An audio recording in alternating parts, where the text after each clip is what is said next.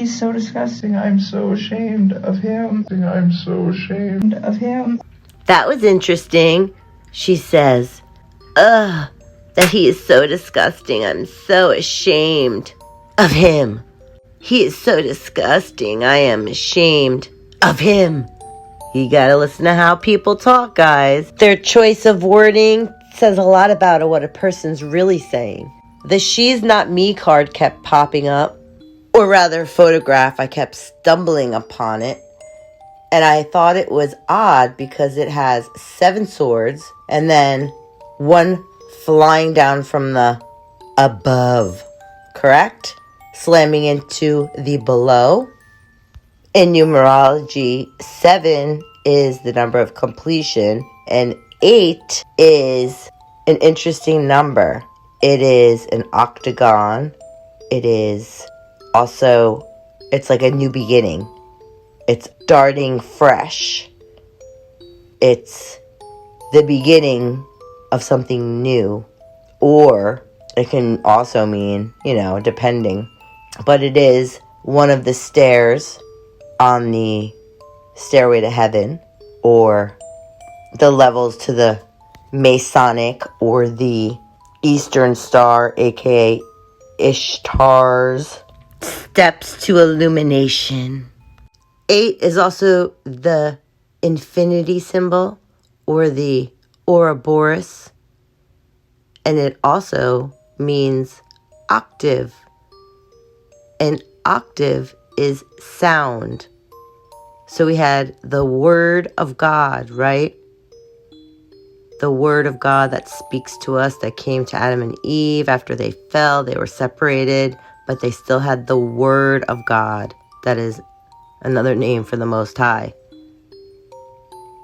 But when Adam and Eve fell, they hearkened, they listened to another sound, another voice, the enemy's voice, the serpent made of pipes and timbrels. So we have to be careful, guys, because what we say, words have power. And obviously, again, this is representing duality. As above, so below. The mimicking. God does something, and then the enemy copies it and distorts it to try to confuse us. He is the author of confusion, chaos, magic. He tries to mimic he mimics everything God does and distorts it so that we can't get to the truth of a matter. And then you have her bound and her eyes blindfolded. That could either represent Nikki or Shan'nan. It's weird because every time it would pop up, I would think Nichol Kessinger, and then I would think Shan'nan. So part of it, when I saw it bound and blinded, was the envy and jealousy, thinking, she's not me. We're going to finish this. And then Shan'nan just being blind to the 2 sides of Chris and trusting him so much with her life. The cards are saying that even Chris knew that Shan'nan would always be number 1 in his life. And the crazier part to that line of thinking is not only all the research I've done, and every time Chris refers to Shan'nan, it's my wife. When you really listen to what he's saying, he was like leaving Nikki. He just is like I said before, he's not a people pleaser. He is a worker bee. So when Nikki would get mad at him, he would just be like, okay, and leave. And then she'd be all pissed off and invite him back later, right? So he'd be like, okay, and then go back. What the cards were showing me is that by how Chris Watts is talking now, and especially after clearing Shan'nan's name, that he really did have a very close, different bond with Shan'nan. It doesn't matter what happened. I ended up studying about Cain and Abel, the first murder. And, a lot of people are of the line of thinking that Cain is the bad guy. And in the Bible where it says there's 2 seeds, that it's Cain's seed, that is totally inaccurate and historically inaccurate. As a matter of fact, we're all descendants of Cain. So anyone could be capable of anything. I think that's why a lot of us are fascinated by murder cases, and especially this one. No matter how much you may not like Shan'nan, let's say you're of the thinking where you dislike Shan'nan Watts for whatever reason. Maybe she rubs you the wrong way or whatever. We don't really know her. Her online personality was for Thrive. She was like a whole reality star. Not a reality star in the sense of the word where she was famous yet. Unfortunately, it was after she died that she got famous. But she was making bank, guys. And she was doing very well. Promoting Thrive as an online personality. And then you have Nikki, who everybody loves to hate, but secretly we're fascinated by her. I mean, it is what it is. We want to know the truth because there's just so many red flags. And it's obvious, I think, to a lot of us, even though Chris Watts seemed cold-hearted, especially when he did the porch interview where he's basically holding himself. He's got his arms crossed. He's comforting himself. He's doing the duper delight smile while he's saying, I just want my family back. I really seriously think he was under the influence of either vapors from Cervi 319, and he was literally out of his mind. He worked there for a long time, so I can't imagine. That's got to affect the brain. And I know someone who worked for a huge corporation and told me how they roll.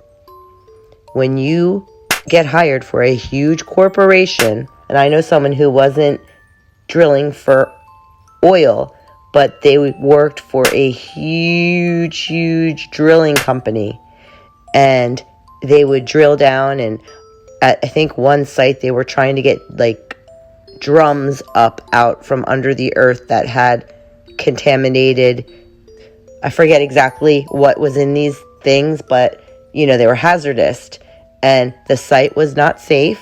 This person got injured, and when he went to report it, they use the Scientology tactics. Like if you try to leave this church of Scientology, they stalk you, they take pictures of you, they have a whole thing they do, right? Well, that's basically what happened to this person that I know that worked for this huge drilling company. And not only that, later down the road, the gloves and stuff on a different site weren't up to code. And this person got injured and had toxic dumpage from years ago in the bloodstream because the person got hurt. So I can't imagine. It just makes one wonder. All of the people that were talking shit about Nichol Kessinger when this first all went down, their stuff got scrubbed off the web because they signed non-disclosure agreements. So, Chris Watts could have been high on fumes. In the one video I did, I teach all about what gasoline vapors do when you work for big oil companies. If you're working on the oil batteries. And some people get euphoric feeling from it, where other people get cancer, radiation, they go insane, they go crazy. So, maybe we have a little bit of all of that here, guys. I don't know. As soon as I saw this card, though, I did think of ancient mythology and the oracles of Delphi and how they lived in caves.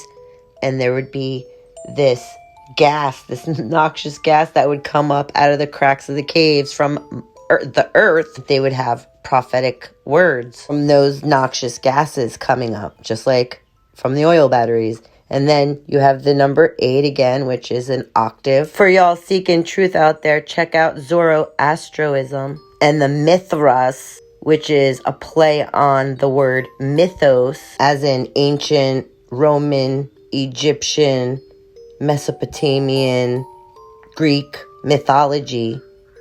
It's the two different sides. Zoroastrianism, I believe he's named in the genealogy as one of the sons of Adam. He's like a great-great-grandson of Adam. I think he stems from Noah, then Nimrod, and I think Zoroastro. I forget how they say it in the Dead Sea Scrolls, but he's in the lineage. He's our ancestor. I believe it's in either the book of Adam and Eve 1 or 2, if you want to study up on that. It's one of those extra biblical texts that confirms the word of God.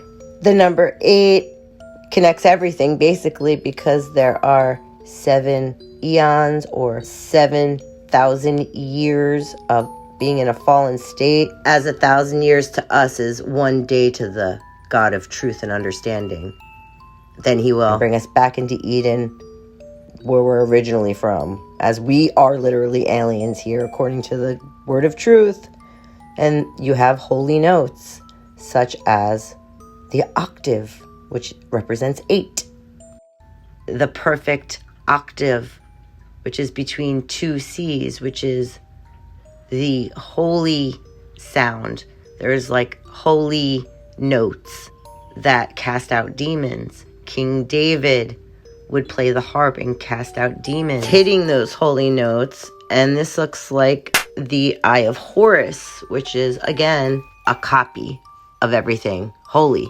There's a yin and a yang, which also made me think of the Oracle of Delphi lived in a cave, and this cave had noxious gases in it from, guess what, guys? Oil that seeped up from the earth. So the oracle would stay in this cave and get high on the fumes and then give prophetic words. Comment your thoughts below. That was my reading. That's just one card that stood out to me, guys. If you like this kind of content, comment below and let us know. There was a bunch of tarot cards that randomly popped up to me. I'd be researching something totally random, and these cards popped out at me. So, I'll be back soon. I have a lot more content coming. Thank you for walking with me, and I'll be back soon with another video.